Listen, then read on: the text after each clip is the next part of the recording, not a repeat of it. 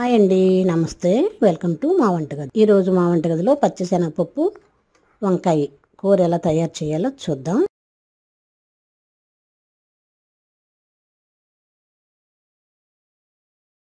ముందుగా స్టవ్ పై ఆయిల్ పెట్టుకొని ఆయిల్ వేడైన తర్వాత దానిలో కొద్దిగా ఆవాలు, ఎండుమిర్చి,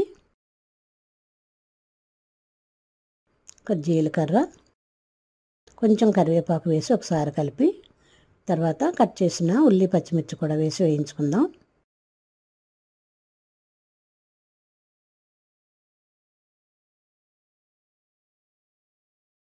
ఒకసారి వేయించుకొని మూత పెడదాం.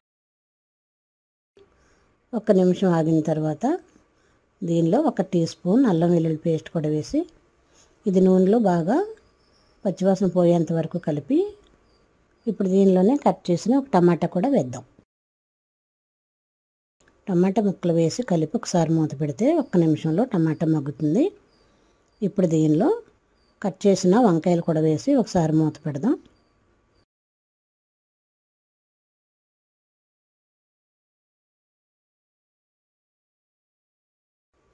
ఇప్పుడు మూత తీసి మరొకసారి కలిపి దీనిలో 1 టీ స్పూన్ కారం, 1/2 టీ స్పూన్ పసుపు, రుచికి తగినంత ఉప్పు, ఇవి ముందుగా ఉడికించిన పచ్చెనపప్పు అండి. ఇలా ఉడికిన తర్వాత ఇలా ఉడికించిన పచ్చెనపప్పు కూడా వేసి బాగా కలిపి నేను ముందుగా ఉడికించి పెట్టాను పక్కనే. అలా ఉడికించిన పచ్చిశనగపప్పు కూడా వేసి బాగా కలిపి దీనిలో 1 గ్లాసు నీళ్లు పోసుకొని మూత పెట్టి మరొక 5 నిమిషాలు ఉడికించుకుందాం. ఉడికించిన పచ్చిశనగపప్పు వంకాయలు లేతవే కాబట్టి ఎక్కువ టైం తీసుకోదు. ఇప్పుడు 5 నిమిషాలు అయిన తర్వాత మూత తీసి దీనిలో 1 టీ స్పూన్ ధనియాల పొడి, కొద్దిగా కొత్తిమీర కూడా వేసి మూత పెట్టి స్టవ్ ఆఫ్ చేసుకుందాం.